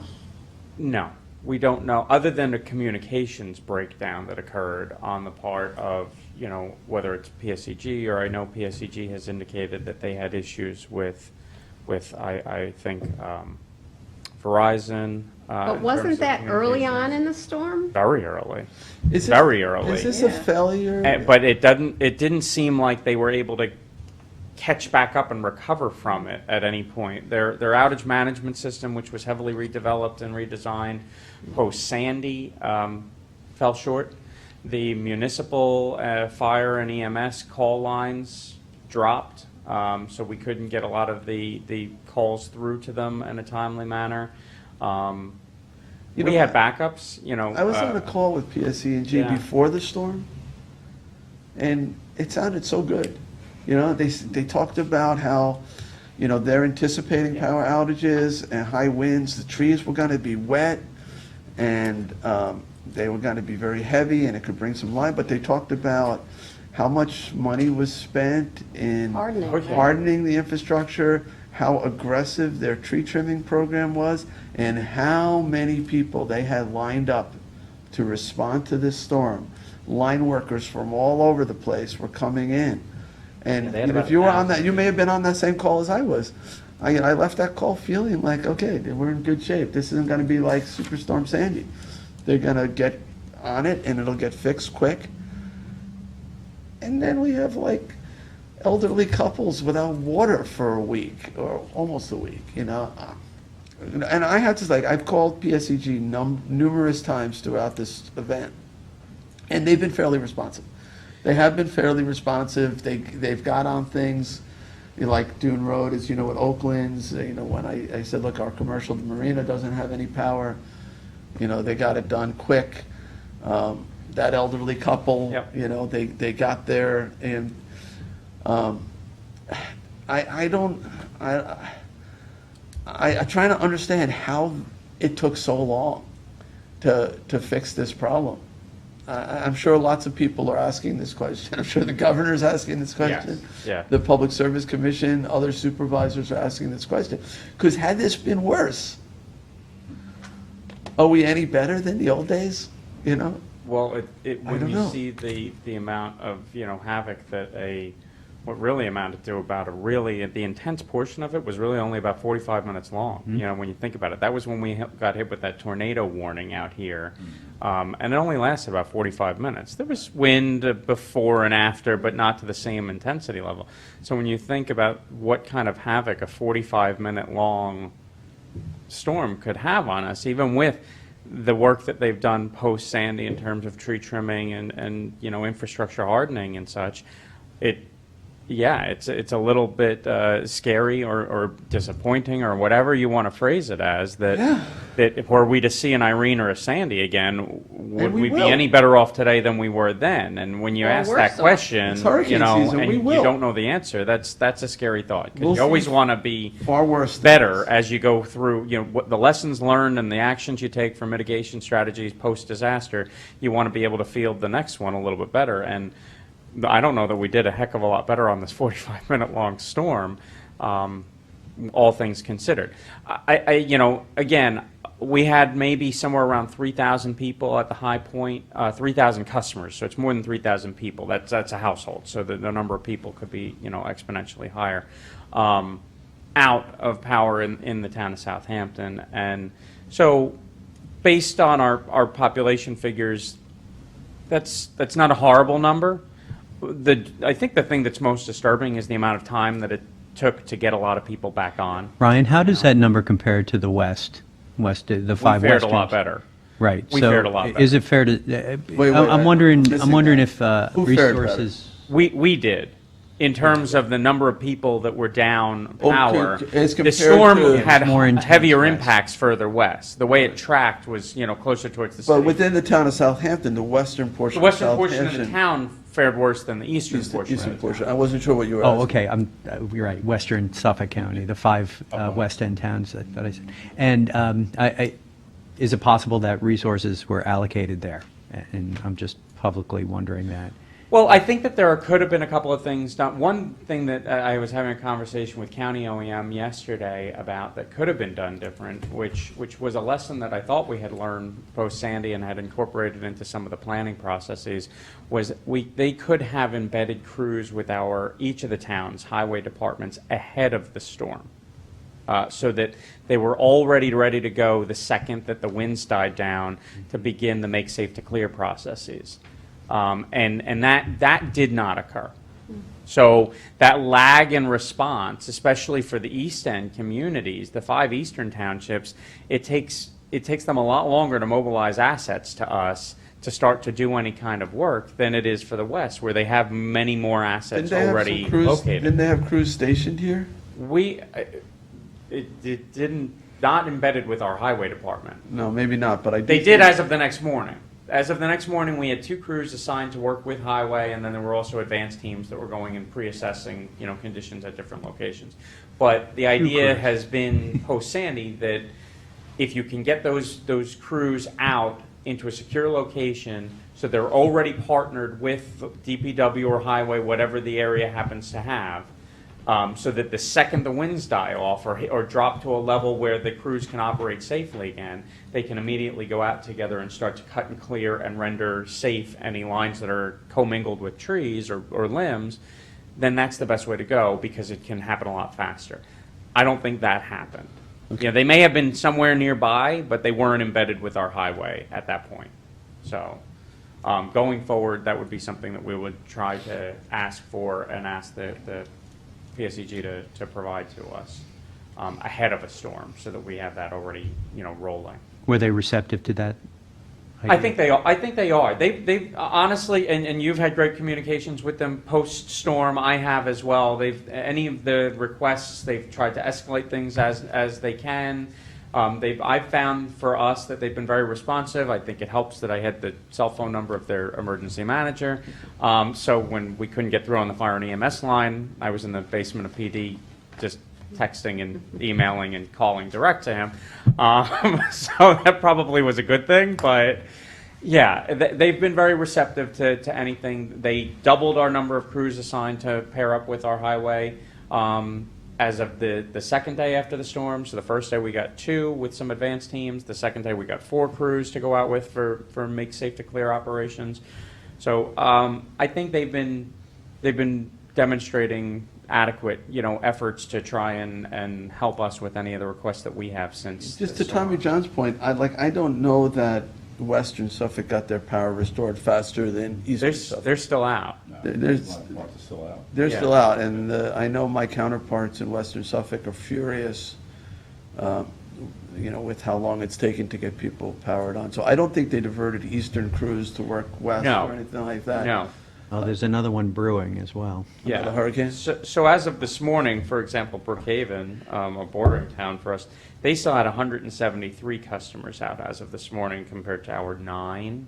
So, and we're more than a week post-storm at this point, so. And, so, and those 9 it could be 9 individuals, like Yes. 9 separate lines down, whereas the 100 could be 1 line down. They work to So- try and restore power to the most number of people, the greatest number of people fastest. So if you're a one-off, you're going to wait the longest. If it's a neighborhood of 50 people and they can fix a transformer and get 50 customers back online, they're going to do that first and then move on. And it's greatest to smallest is the way that they tend Unless to there may operate. be a unique medical issue. or If there's Exactly. critical infrastructure in there, or what they refer to as an LSE customer, life support equipment, which even includes like just a CPAP machine that qualifies as life support equipment, it's not necessarily somebody on a ventilator.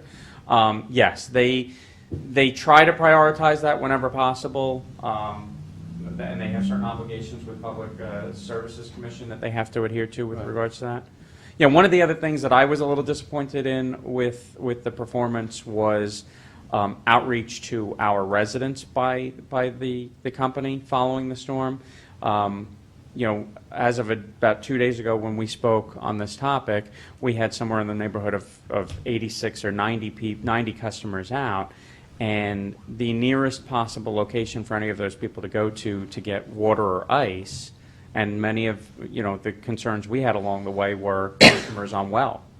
The nearest location was on Main Street in Patchogue, and I definitely expressed dissatisfaction to the PSEG. Now, you were- Our residents should not have to do an hour and a half to 2 hour round trip to go. But you pick up got the water Red and ice. Cross going out, though. We did send Red Cross out to a neighborhood in East Quogue, and they delivered water to 5 households there. There were 16. They stopped at all of them. 5 asked for water. Yeah. Well, look, good job on your part, and, we got through it. It's really, we're going to have to figure out why our principal utility company, PSEG, took so long to fix these wires, because although I can't say the name of this storm, there's another one that I don't know the name of that's probably going to be worse. So- Josephine? Well, maybe Josephine won't. Ultimately, there'll be a worse storm than this, and, if this is any reflection on what it's going to be like, it's not good. Yeah. It's not good. And, we're fortunate we didn't have the flooding, we didn't have some of the I think they other underestimated the capacity, the capability of this storm is what I think ultimately may have problems. happened. They seemed like they were, They figured fast moving, I not don't an think actual so. hurricane. Based on the call I had, they expected it to be their worst event that they have had since they've been here. They came in after Superstorm Sandy. So they were saying on the phone that they were anticipating a significant event and that they were prepared for a significant event. So I don't think it's that they didn't anticipate it. I think it's something else. We just got to figure out what it is. Yeah. They knew this was coming. In fact, I think they anticipated something worse coming. And they've been working all summer long on hardening, like we said, and also tree trimming for years. I mean, Superstorm Sandy. I can't really even taught us- imagine what this would have looked like had the tree trimming efforts that they have done not. They did. I mean, in the beginning, there was a problem with communications. The communications was a huge issue. It was a huge issue, and I think it created a backup, which was very, very hard to catch up from. Now, is that because the cell towers went down? They, I think, are attributing it to failures on the part of Verizon or someone else other than PSEG, but they also... They couldn't talk to their they're- line workers. That Yeah. was the problem. They couldn't Yeah. tell them what to do. Right, they Where to go. didn't have a rep in the county EOC for the start of the storm either. That person, my understanding, was home with no power, which is ironic. But there was the outage management systems, and that's a big part of this too, is that they didn't have communications with the public. People didn't know whether or not the company realized that their power was out. And with smart metering and everything that's been put in place, they should have a pretty tuned in view of how many people are out, how many people are in. And so I think that was part of the issue. And when the people can't get in touch with PSEG because their power's out, the next place to call is 911. Because depending on what their circumstances are, it may be a bit of a personal emergency for them. So that then floods the 911 communication systems, and now if the lines are down for the phone numbers that police and fire are supposed to be calling to get in touch with PSEG, it kind of cascades. You can see how this just builds. It starts off with an issue between a customer and the provider, but then when the customer can't get in touch with the provider and the customer calls 911 and then 911 can't get in touch with the provider, it's just growing in scale as it goes from level to level to level. So I think that's kind of what we're looking at here, you know. So let's change subjects and go to the pandemic, COVID. Hey, we've got good news there. I mean, the numbers are still holding down. Our hospitals are still reporting that they're in good shape. The availability of beds Is it still locally zero? and Is it countywide. still zero at the hospital? Deaths? No, Or- zero or- patients or I have to double check with both PBMC and Southampton? Southampton to see, but I mean, the last time I spoke to them, I think it was only like, maybe one between the two hospitals. It was quite low. So, and the acuity level of these people have been much lower too. So, the one that I think was reported was not someone who was even in ICU or intubated. So that's also a good thing too, that Less patients severe. that require that kind of attention that come in from other incidents are able to have beds to go to in a ward that's not also trying to fight off COVID or deal with the concerns associated with, So that's virus good. So spread. And in terms of enforcing all of the state guidance, have your department been going to the restaurants and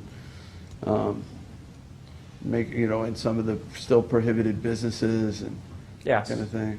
Yep, particularly the fire marshal's office is out with a lot of the restaurants and businesses. We still are issuing, notices of violation if we encounter conditions that are against the executive orders and allowing for people to, gather in ways that they shouldn't. So it's right now the number, you're allowed to have a 50-person gathering. You still have to social distance, right? Or wear masks or whatever. Except now there was some court overturned it for weddings. You can have more than 50 at a wedding, I think, at least. That was a federal court up in the Northern District of New York was overturning that as an arbitrary number compared to what the same place could use as a restaurant. They're saying 50%, like kind of example, the place could hold 300 people. It could have 150 people for a restaurant. The next day, if it's being used as a wedding venue, you can only have 50. So the venue and the people seeking the wedding actually challenged that decision. And they also based it on religious grounds, which I argue that a wedding has a kind of a religion aspect to it, and with equal protection and constitutional issues. And they got a ruling before the ceremony. They had Yes. a ruling. I don't know if it was before the ceremony. No. Okay. Yeah. I'm actually going through the decision. Actually, the federal judge who made that decision was a classmate of mine at Syracuse. I think the state is challenging it. I'm sure it'll be appealed. He was the former U.S. attorney, interestingly enough, for the Northern District of New York, and now he's a chief judge. So temporarily, at least, weddings can happen of whatever, right? No, it's not subject to the 50% We'll limit. You have to with examine the, the town precedent attorney's value of that. before we Is it give any federal- guidance on The that. federal decisions, I'd have to see what kind of, was the jurisdiction of that decision. I think it also depends on the C of O of the venue, too, also comes into play on this. In the particular instance of state, I believe the location was a restaurant that's attached to like a country club.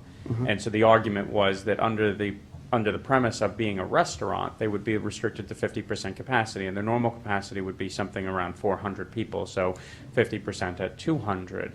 So why on a Friday night as the country club restaurant could they hold a 200 people inside at 50% capacity, but on Saturday night, if you declared that you were having a wedding there, you'd be restricted to 50 people.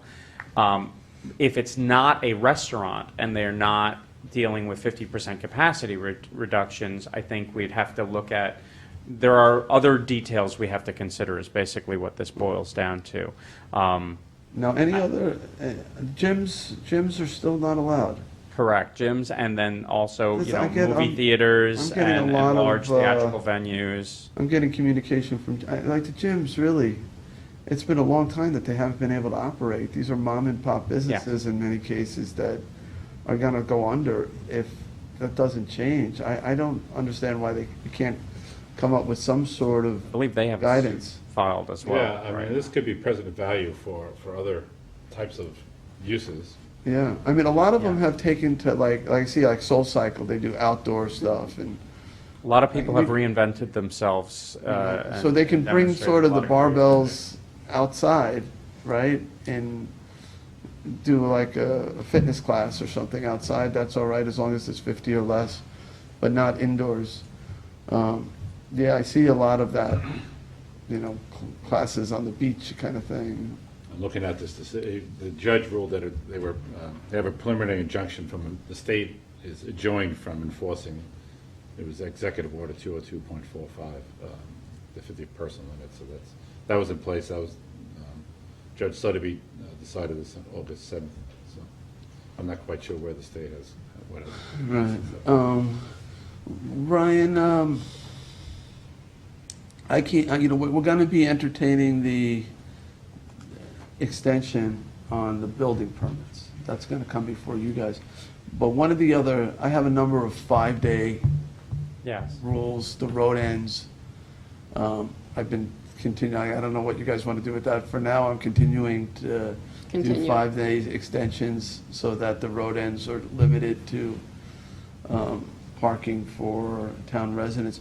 The restaurant one I'm doing as well every 5 Yes. days. This had to do with like awnings and umbrellas, so there were issues with all the outdoor seating because people needed to put up umbrellas to keep the sun off of people, and that was counting as floor area or whatever it is, coverage, lot coverage, I can't remember.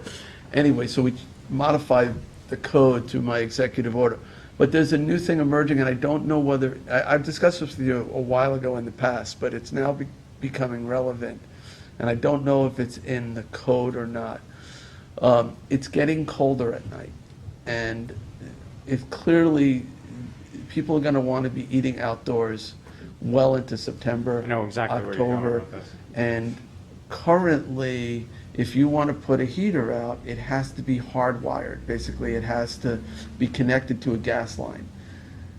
Everywhere else in the world, you have these portable ones, you have their own little propane tank, and you can move them around from place to place, but for some reason, for us, it's, you've got to, be hardwired into some system.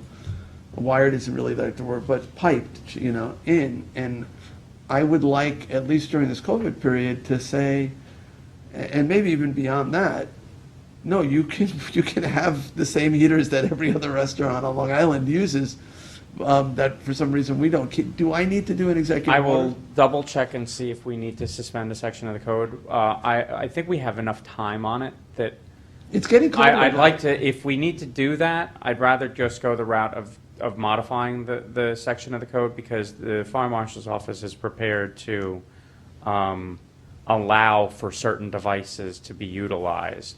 There are some conditions that have been placed on it, and this has been researched by the fire marshal's office with regards to, having a weighted base or an Sure. anti-tip. See, I didn't know if this was in the code, in the state code or town code, or whether this was just a policy of the fire marshal.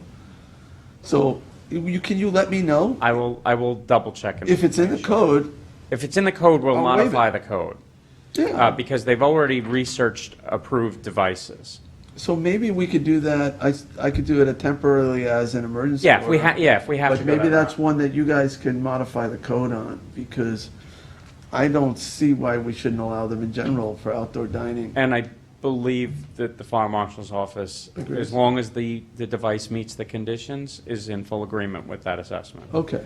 So we're talking about having a portable bottle, LP gas, Yeah. gas bottle, and you kind of hook it up to the dining Yep. area that's. It would It's have to one be, thing. yeah, And- you've seen a variety of different iterations of that type of device. The conditions that they're concerned with are anti-tip and making sure that whatever it is unable for someone to directly come in contact with the flame that's emanating from the device. And a So- gas line. If it's going to be hard piped, as opposed to not, you're going to have a gas line somewhere, or. Well, most of the next to times it's unit. contained. Right, and Yeah, it's a lot of the times with the types that we're the looking bottle at. goes The in the bottle's in unit. the base, Yeah. it's Portable. weighted, it's contained within, you don't see any of the plumbing for gas that's associated with the device. All you see and also feel is flame. the heat and flame, That's that's better. it. But right now, we Yeah. don't allow those, Yeah. and that's a problem, because people can't put in gas pipes all over for a temporary type Yeah. of thing, so, they figured it out, yeah.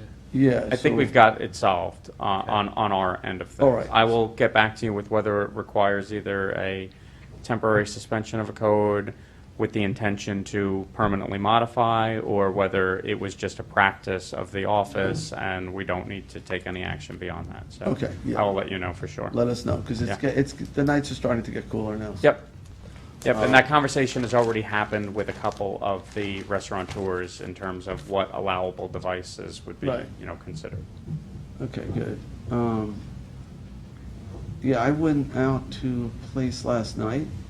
It's a little Japanese restaurant in Watermill behind, I didn't even know it was there. And there's like an alley. Do you know what I'm talking about? No. No. And it was actually lovely. The outdoor dining was really nice on a brick patio. And some of these things, I hope we find a way to make them more permanent, because. I think a lot of us have said that, the creativity that people have It was demonstrated, great. and the outdoor settings. My wife and I were out this past weekend, and, you're passing by and you see this beautiful lights strung up, and Yeah, it's that's a how this nice was, outdoor too. setting, and it really looks great. Well, do you I want to know applaud why? a lot of these people. Because the business owners are, for the most part, local mom and pop, and they're fighting for their livelihood. Yes, without a doubt. And you have to think out of the box. You Yeah. have to. Yeah. And why, when we have Yeah. such a nice climate out here in the summer and, spring and fall, why not let people sit outside? Yeah. Sort of a revelation that we Well, can work with people like this a little bit. The form that we developed for emergency temporary relief for outdoor dining, with the success of this, as long as the parking lots and the other surrounding aspects of the community can handle slight expansions, that may be something that in the future we'd like to look at as not an emergency temporary relief, but a seasonal temporary relief for outdoor dining with, site plan submission and everything else to be reviewed. And if it gets 2 or 3 more dining tables outside where it's not doubling the capacity of the restaurant or something, that's always something that we could consider going forward between the fire marshal's office and land management, just as we did on this one. Yeah. Where we did it on an emergency basis, but if we find that it's a desirable thing and that it can Yeah. be safely and reasonably supported, then we can always consider I that. think We would with- be talking Good. about altering numbers. In other words, if a restaurant's capacity is 75 people, 75 patrons, it would still be 75, but Their 25 could interior be space would outside stay or the something. same, yeah, they might just gain a table or two Their health outside. department. Well, I think what concerns Tommy and John liquor is saying license. that Health department is the key they're issue. basically putting Yeah, their, that'd be the biggest putting their issue. indoor tables outdoors, so they're reducing their indoors while their outdoors is The active. health department Same factor amount is of going to be the tables. biggest influencing factor in terms Right. of, because normally that's based on sanitation capabilities. So if they're limited by the health department to a certain number, but their system might have greater capacity than what their indoor environment would support. So they I have may, to in tell- some I ha- cases, they might be able to expand a little bit. In other cases, they may just have to limit the number of tables and seating inside and shift some of it outdoors on nice days if they wanted to. That's all stuff that we could look at. My recollection, dealing with the health department on this issue, is that the flow from an indoor seat, they consider the flow from an outdoor seat half as much. So if you take an indoor seat and you move it outside, you could have two seats, right? You could have two seats. So if you have 0 outdoor seats and let's say 20 indoor seats, if you take 10 of them outside, you can now have 20 outside and 10 inside. You have 30 total. Just go home. So for the flow calculations, half as much for outside. I guess because they figure the outsides aren't used as much. Right, yeah. That's- yeah, must be- From a sanitary flow, I know it doesn't always make sense, but The availability of it, I guess, is Yeah. limited. then you also have issues with the town restrictions in terms of, the fire marshal will tell you how many people you can have in your indoor space. There's parking related to how many seats you have, things like that, or square footage you have. So And there are other businesses generally near the restaurants that could be I'm sure we affected will- in positive and negative. Right, and I'm sure we unintended. will hear from some of these restaurants at the conclusion of, this and maybe going into next season that had success in some of these areas that are going to ask us or Yeah, petition for us they- to try and allow for some of this to occur. They may have to still go It's a through conversation the we're going to health- end up having to revisit, I think. The health department at some point too will step in here and say, Yeah. look, your kitchen is only sized, your sanitary system is only sized for X amount of seats. Yeah. You can't just have endless amounts of outdoor seating. You still have to, limit the number of people Sure. based on the sanitary flow, and that's limited by the size of the property and the design of your system. It gets complicated. But then I'm glad, anything else on COVID that we need to know? I don't think at the present moment, and I'm happy to say that. The schools, I don't know if they're Well, all, schools are, yeah, we're gonna try to have the schools on the call Monday, we hope. I believe that's the I'm intent. not sure that they've all submitted reopening plans yet. I think they've all submitted. Now I they think there have? was an obligation to submit, and whether or not they've had to resubmit or refine any of the details of the plan might be something different, but I believe all the I districts thought we have had been 2 that required had to not. I submit. thought Sagaponic and Tuckahoe had not as of the other day, but the others had. Maybe they have now, so. Find out. It's going to be interesting. It's going to be interesting, and there's still these A few travel, of us here that were former teachers, and I think we're probably all glad we don't have to deal with Yeah. the well, and then, situation of trying to reinvent how we do and the things. quarantines, if you're coming in, now Rhode Island, they dropped off the list, Yes. which is We've helpful. added 3 or 4, dropped 3 or 4 off. It's somewhat maintained balance in terms of, 30 some odd states and territories that are on the travel. I may be affected by this when I take my son to college. Me too. And there's no way I'm not bringing him to college. He's a freshman, so I got to help him set up his dorm room and all that. So I might have to quarantine. We'll be going back to Zoom meetings for those students. Me too. I'm Yeah. in the same boat, yeah. Yeah. A lot of people are going to Yeah. it. A lot of people. So, all right. Anything else? No. That's it. Okay. That's it. That's All it. Boring week. It's been busy. All right. It's So been busy. I'm being I'm sarcastic. about to order the dumpster for Bel Air Cove Perfect. too, by Thank the you. way. Oh, good. I'm hoping to have it there for Monday, and then we'll have coordination with Parks and TLC to get Excellent. stuff out. That's my plan. Great. All right. The Okay. comptroller's office worked to get some quotes very quickly, and so Excellent. hopefully Monday. Thank you. I have a couple other updates, so you can go, Ryan. Oh, okay. You wanna- Thank you. Bye. So we had approved some space at the Bridgehampton Senior Center, freezer space that the food pantries could use. I think, Connie, you're here. What, the freezers were donated, right, by Kiwanis or Lions Club? So the Sag Harbor Food Pantry, the Bridgehampton Pantry, the Bridgehampton Child Care Pantry are now storing. Those are all connected now and up and running, so. The next item, it's telling me that there's been an increase in drug use, addiction-related drug use and abuse related to the pandemic. So the Town Addiction and Recovery Committee has made up resource pads with tear-off sheets Yep. for patrol cars. Do you know about that? Yep. For ambulances, doctor's office, and schools, so that they can be handed out, so that people can get to treatment centers. It's a whole list of all the resources. Okay, that sounds like a good thing in And, general. did everybody get one on your desk? I haven't seen it. Yeah. Oh, Connie, Little can I pad. see a copy of it? You want to throw a mask on, or just, Or throw the book? or throw the book out?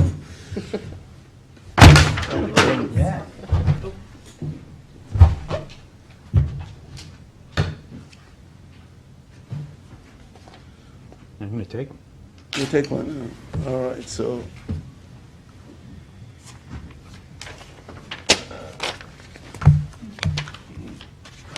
Easton Substance Abuse Mental Health Treatment. This is great. It's actually 2 pages long.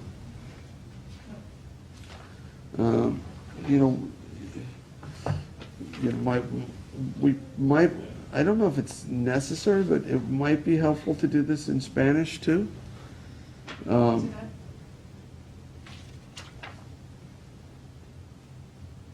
But this is great. Or, be able to make one available in Spanish if somebody's not English speaking, but this is really a great list. Very extensive.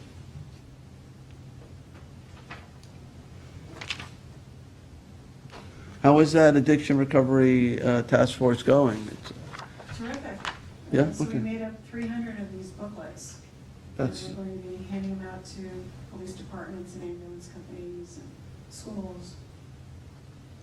It's doing good. all right, so the next item I have is the housing forum. There's one tonight, 7 PM. This one is for the Flanders area, Flanders, Riverside, Northampton. And it's going to be via Zoom. And if you go to the town's website, you can find how to get into the Zoom meeting for that. And I hear these have been going pretty well. Julie, you've been attending Really some? good. Very interesting and lots of great input from our CACs and other people from the community who have listened in. Very interesting. There's also a housing survey. Do you know about that? That's on the town's website? Online until September 15th or 16th, I think. And it's a more comprehensive survey than the one they give at the forum. So we're asking that everybody take that survey. It's important so we know what the community wants, for our housing going forward. Good. It's kind of fun to hear it's good for us to hear the different concerns of the various communities. I've been on every one of them, and the concerns in Bridgehampton and North Sea and East Quogue are quite similar, but there's a couple of outliers in each one, so that's good information for us. I was on the phone with Diana yesterday talking about numerous issues, but I did ask how the accessory apartment thing was going, and it seems fairly well. And not crazy numbers of people taking advantage of it, but I think there's like 13 active applications now, and there's, I think, 12 or more from the prior year that have been constructed. So, look, if that's 25 houses, 25 apartments, that's, it's almost, I guess, the size of Sandy Hollow, but in terms of accessory apartments, that was about the same, 28 houses in Sandy Hollow. So, and we know that it takes years to get these apartment complexes to happen. So, that if it generates 12 units a year or something like that, that's actually pretty good. It doesn't sound like a lot, but that's 12 more affordable rentals than we had, right? And 12 more owners who have some extra cash to pay their bills. Exactly. So I know there was some fear that it would lead to, so many, thousands and thousands, but it's, that seems to be the pace, about maybe one a month, and not so bad. All right. Any other updates? Connie, I'm going to do a show on recycling. Is that right? It's being set up. Right, on Monday. There's been a request to help educate the public as to how to separate out the various categories, if you want to use our recycling facility. So we're going to do sort of an educational thing. We're also, Tommy John, I know you've been working on some sort of educational seminar for fire and ambulance in terms of calculating the length of service award program. Yeah, I was going to announce that for our ambulance corps and our fire districts and fire departments. We're going to have a meeting on August 26th.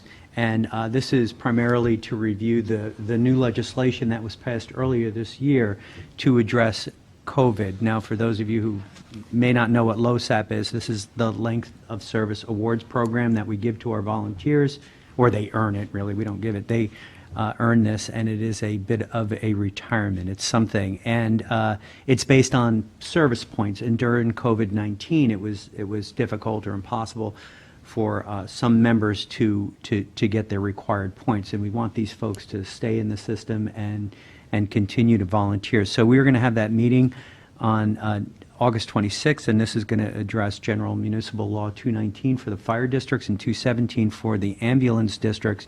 And we're going to have Assemblyman Thiel on there as well to help answer any questions, and Supervisor Schneiderman will be on the line as well. I may be, that's. May be on the line. I may not be able to. You'll be make it. traveling or quarantined or something. Right. One other thing, I saw numbers this week that in Southampton Town that we are below 40% in responding to the census. And so I'm asking people, please go on to uscensus.com. It's incredibly important. Statewide, it matters for our representation in Congress. Every 10 years, we count every man, woman, and child in the United States, and we base funding on that and representation, but not just national representation, state and county representation as well. Currently, our county legislative district goes from Montauk into Brookhaven. Our assembly district goes from Montauk into Brookhaven as well. And let's be frank, if they don't think that people are living out here, those districts could be made even larger farther west. So it's really important for representation, for apportionment of districts, as well as funding for our schools, towns, and counties to fill out the census. It's 10 questions, please. So 40%, so Below. less than half. So if this doesn't get fixed, our reported population will be half of what it was last time. Well, right, the census does send people out to count folks out here, but we have a unique population. We have a lot of summer homes, and people are seasonal. We also have a lot of flag lots, and to Wow. get through the gates. I don't know how seasonal we're becoming. I mean, we have had our seasonal population has been here since March. That's right, our season, and This might- people are moving out here. Yeah. All of our schools have recorded increase in students Yeah. because people relocating out to the east end. Yeah, and the census is basically where you were living on April 1st or something like that. And I think a lot of them were probably living here. I think so. So we filled it out months ago. I don't- So instead of a 40% response, our population probably should be higher. 110%. Well, yeah, 120% of what it was. Well, if there is one thing that you can do to bring more monies to your schools and counties and local government, like Southampton Town, please fill out the census. Well, we're going to need it if we have more kids going to the local imperative, schools. right. We're going to need more state aid and federal aid. And we're thinking that How we're do we- definitely going to lose Can we just one. brainstorm a second as a board? And I appreciate you making the announcement. Hopefully, some people are watching CTV, and we'll do exactly as you said. Is there more that we can do I mean, I don't know how much funds Okay. we're allowed to spend on this. It's not our program, but we are affected by it. Is there more we could be doing to get people to fill out the census form? I think so. We could probably do some public service announcements on WLNG and put it on our website. We could all blast it out. We make something up from the town and get it on social media with a media, yeah. bit of an explanation. I know that at least in Hampton Bays, Lars Clemenson has posted it on social media, you know, please fill out the census. It's quick and easy, and I'm sure that all the school superintendents are on it. Right. It's critical for schools, school funding. Do we have any mailings going out town-wide that it could be added to, or? We can do an email blast, we can do a lot of social media, we can send it out. When do they have until? I don't know the exact, it's in September. But do it today, or whenever you're hearing this. You could do it on your phone, uscensus.com. They make it easy. I did get a request, not for a census sign, but for a mask-wearing sign. A group called East End Cares, you may be familiar with them. They developed this really cool billboard poster. It says the message, probably not these words, but, you know, wear a mask, show you care, sort of message. It's got images of people wearing masks, sort of in a grid, lots of different faces, all with their masks on. And they're looking to put it up somewhere in the town of Southampton, you know, in a highly visible spot, you know, when people drive by. I put them in touch with Lisa Combrink, because I thought maybe, you know, the CPF in front of a CPF property might make sense. I thought maybe Nathaniel Rogers' house could be a good spot where we could put up a billboard. There's a couple other different spots that are pretty visible as you're driving east to west. I think they're looking for a spot in the eastern portion of the town, you know, not on Sunrise Highway where it's a 4-lane thing, but you know, sort of after County Road 39 as you make the turn heading toward East Hampton, somewhere in that stretch. If you drive through East Hampton, there's billboards all over the place about wear masks, you know, please, masks. you The know. minute you cross into the town line, there's a billboard there. Yeah, in East Hampton. Well, we don't really see that in South, we haven't done that as a town. So I just want to let you know, and they'll probably talk with Ryan, but they're only asking for one spot for one billboard. But I think it's a good idea, so, and it's an attractive looking sign, so. All right, anything else? I got something. Okay. I participated in the East Quogue CAC Zoom meeting last night, and they talked about the housing forum. They had some ideas and some concerns, and I shared those with Diana, just about how questions were asked, and so she understands the specific concerns of the specific communities. So it was a good discussion, and we also talked about this earlier here, between the storm and COVID and connectivity for internet. With the schools going online, it's a big issue. There's lots of people who have either terrible service or they have to go outside and run around, or a friend of mine had to send her kid to the parking lot by Starbucks to take a test. And it's something I think that it's going to get worse before it gets better, and I don't know what we can, as a board, do, but if we have half the population of our school kids on the internet all at once, and our population is even bigger than what it was, there's going to be issues. Oh, absolutely. We could talk to Altice. They're really the only game in town. Yeah. We don't have Files, that's it. It's Altice, and I know they have been rolling out broadband connections. They've been splitting nodes, and you know they've been doing a lot to try to improve. But when everybody's on these Zoom meetings, it takes up so much. Well, and one of the broadband. concerns is they're rolling out this new program that you're going to pay more for, but you're not even getting the service that you deserve with what you're paying for now. Right.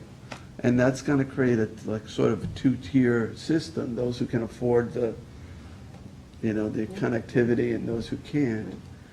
So it really got to be a problem.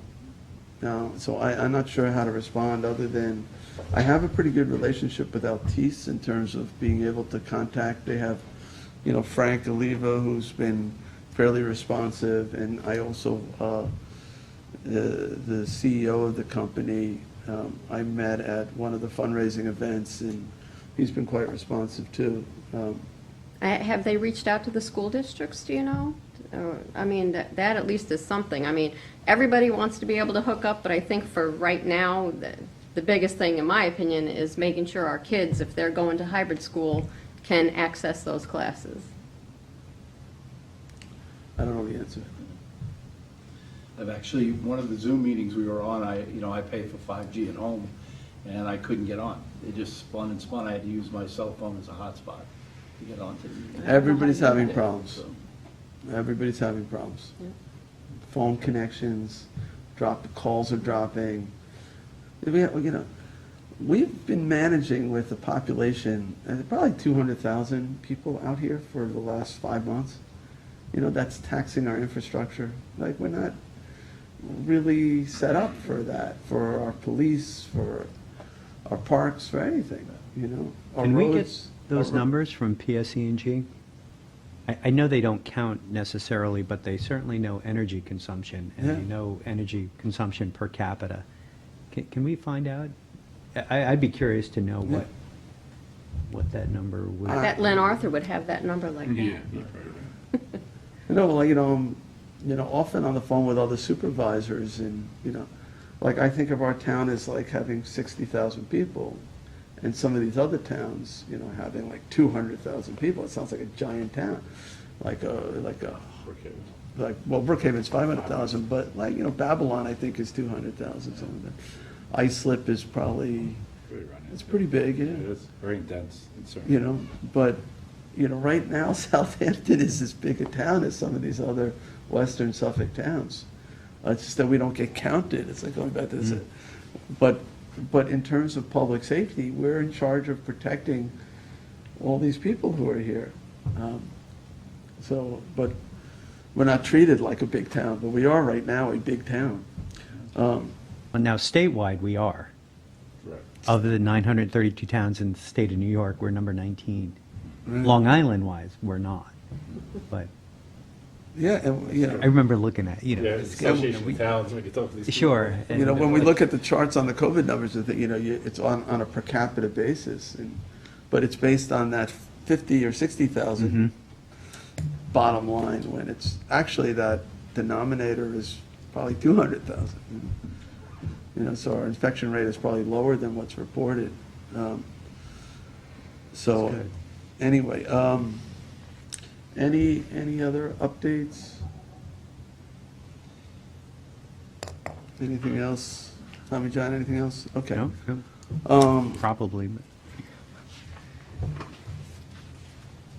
Yeah, I'm not sure what the answer is on this connectivity thing. It just takes so long to get those changes made.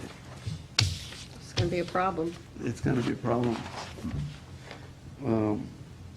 All right, so for exec,